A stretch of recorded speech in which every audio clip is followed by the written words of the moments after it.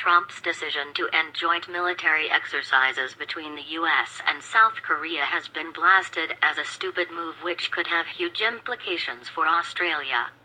The US president's announcement, in which he called the war games provocative and expensive, left South Korea and the Pentagon blindsided. While the move is no doubt a sweetener to Kim Jong-un following yesterday's summit in Singapore, it took ally South Korea by surprise as well as the Pentagon, which wasn't able to flesh out details of the plan. John Blaxland, professor of international security and intelligence studies and director of a new Southeast Asia Institute, told 9news.com.au the new agreement raised serious concerns for Australia. There are many questions raised by this new agreement, Professor Blaxland said. If it is followed through, then the ramifications are profound. A U.S. diplomatic presence in North Korea, should it come to pass, would see pressure for Australia to follow suit and open an embassy there. He said the cessation of U.S. war games with South Korea will also likely affect Australian military exercises with the South Koreans, as well as our engagement with U.S. forces operating in and around the Korean Peninsula. Professor Blaxland warned Mr. Trump may be setting us all up for heartbreak and disappointment, if not outright war, by reducing the American presence and obligation on the peninsula.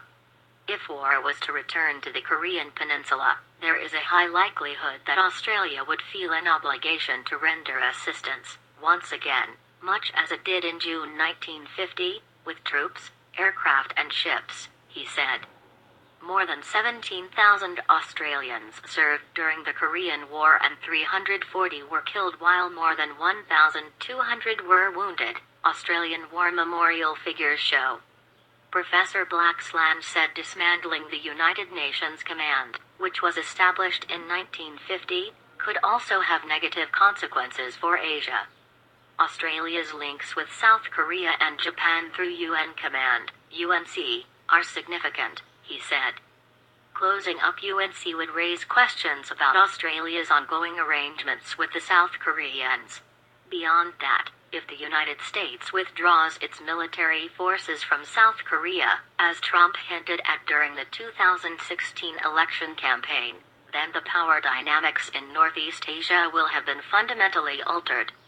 Professor Blaxland said China would be delighted to see the U.S. remaining forces in mainland East Asia scaled back, which would send a cold shiver down the spine of Japanese defense planners and strategists. North Korea came out on top. Dr. Malcolm Davis, a senior analyst in defense strategy and capability at the Australian Strategic Policy Institute, remained skeptical about yesterday's outcome and said North Korea came out on top. Dr. Davis said there were growing concerns about Mr. Trump's decision to end military exercises with South Korea, which he called a stupid move that was quite unnecessary. The Singapore Declaration does not see a commitment by North Korea to comprehensive, verifiable and irreversible denuclearization, but instead has a much weaker complete denuclearization of the Korean Peninsula, language which North Korea favors, he said.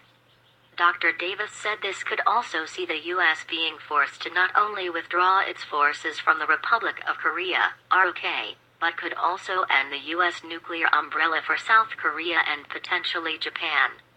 That would worry Tokyo a great deal, and could see them move to acquire their own nuclear capabilities. They face threats from China, North Korea, and Russia, he said.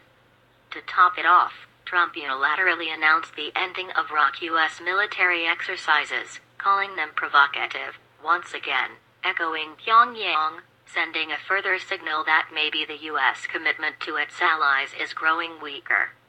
If the North did fully denuclearize, Dr. Davis said Australia could play a role in verification, by sending inspectors in to oversee North Korean compliance. But there is no guarantee that North Korea will accept intrusive verification measures as part of any future negotiation, or they'll try and set the terms of such a verification regime to protect their most potent nuclear capability, he said.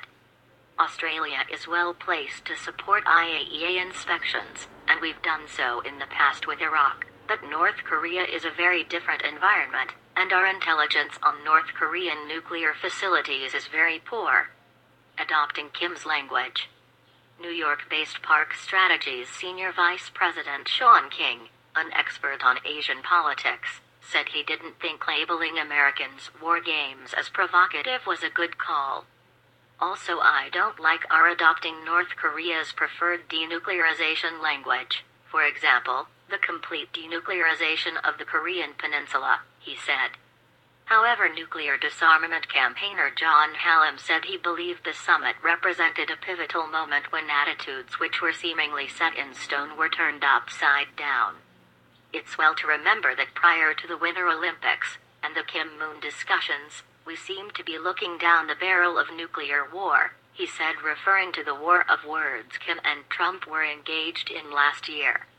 There is no way that I would want to go back to that. Mr. Hallam said if anything the declaration signed recognizes confrontation represents a dead end and that another way forward with a different kind of politics has to be found. He said it was also important to remember if we take denuclearization seriously, North Korea has the world's smallest nuclear arsenal, with between 20 and 60-70 warheads compared to 4,500 plus for Russia and the US. However, nuclear disarmament campaigner John Hallam said he believed the summit represented a pivotal moment when attitudes which were seemingly set in stone were turned upside down. It's well to remember that prior to the Winter Olympics and the Kim-Moon discussions, we seemed to be looking down the barrel of nuclear war, he said, referring to the war of words Kim and Trump were engaged in last year.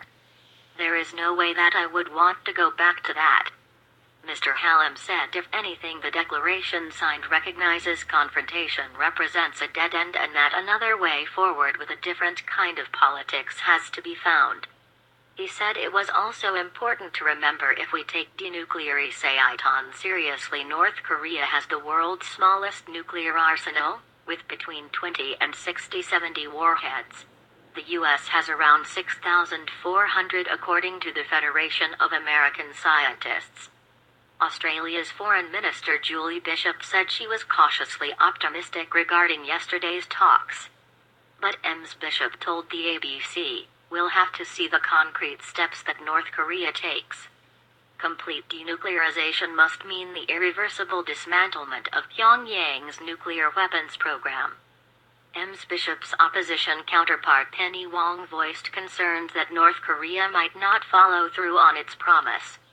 The international community must not take the pressure off without confirmation the regime actually committed and is following through with genuine denuclearization, Senator Wong said in a statement.